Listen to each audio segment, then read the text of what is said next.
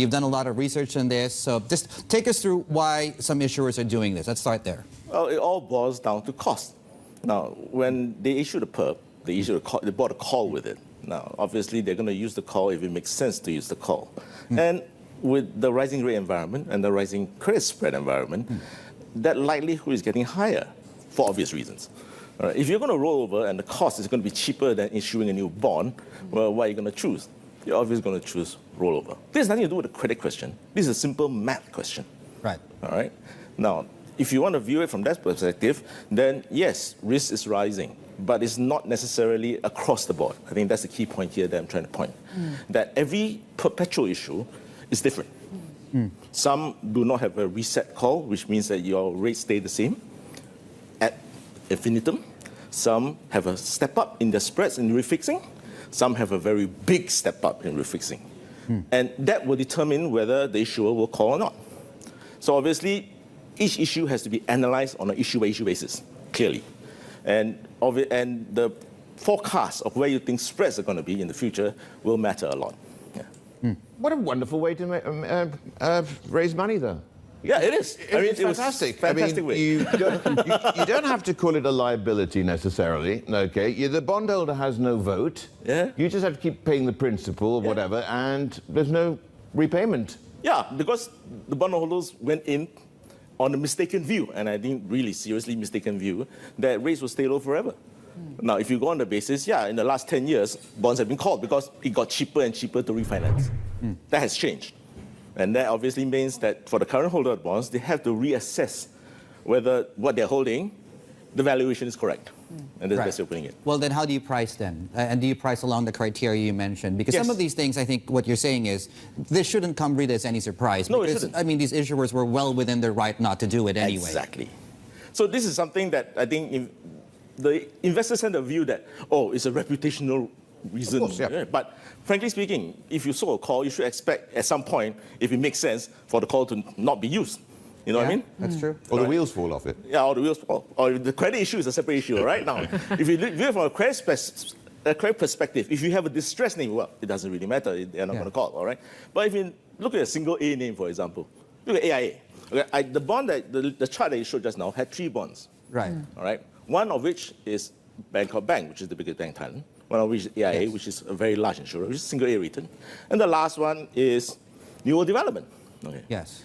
Now, New World Development is unique. It's a bond that doesn't punish the issuer for not calling. Literally, that coupon stays on forever. Right, well, here's the other question, right? And I'll use the China property Evergrande analogy, right? Yep. Is this simply an Evergrande story? Is this going to be limited to a select number of issuers? Or do you see this more because rates are going up and more of these issuers do have these types of funds? Well, I think it's not so much a credit issue, to be fair. Okay. I think it is a market issue where your cost of refinancing has gone up because, be it almost slightly because of credit spreads, not necessarily because of treasury yields. All right. Rising credit spreads means that if your reset spread is set too low relative to where the market is, there's no reason for the issuer to call. Well, no-brainer. No, it's a no-brainer. And that is precisely the point I'm trying to make. It is not a credit issue. It's a mathematical issue. And obviously, it's also a credit issue in the sense of where market is viewing each credit's risk. It can apply for AIA. AIA's senior spread is 150 basis points, which just recently issued. That call for the subordinated paper is only 170. So as the spread's going to go up, they're not going to call. Hence, you can see more price volatility in that bond.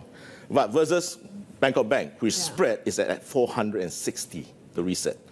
And their senior paper is on 170. That bond is unlikely to get called. It's likely to get called, what I'm saying, It's the other way around. So it really depends on per issue.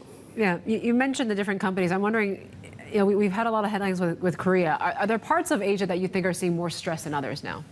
Well, I think that in Korea in particular, it's because of domestic credit crunch. I think Bloomberg has covered it pretty well.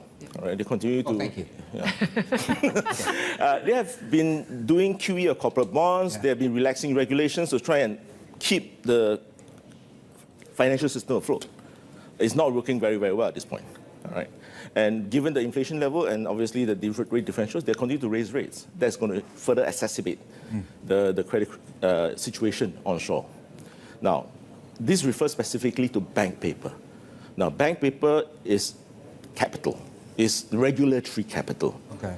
If- How is that different then in terms of how you would price that as against the corporate issues? Well, in terms of regulatory capital, they have special requirements to call them back. If they want to call them back, they must satisfy certain criteria that the regulators set out. Now, if your balance sheet deteriorates, that likelihood gets a lot smaller, the calling back of bonds. All right. Furthermore, regulators, especially global regulators in particular, have been telling banks, if it's going to cost you more to refinance your AT1s, you don't call them back. Period. Australia has been pushing this. Europe has really pushed it, and they have really not called back quite as many times already.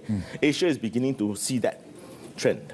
So, in that sense, AT1s, or Tier 1 capital for banks, will face greater hurdles for calling back the bonds vis-a-vis corporates. The holders will see it coming, is what you're So saying. yeah, they should see it coming, but Well, in Asia, they should don't is necessarily different see it coming. They still under the assumption that, for reputational reasons, you're going to call, but no, not these days.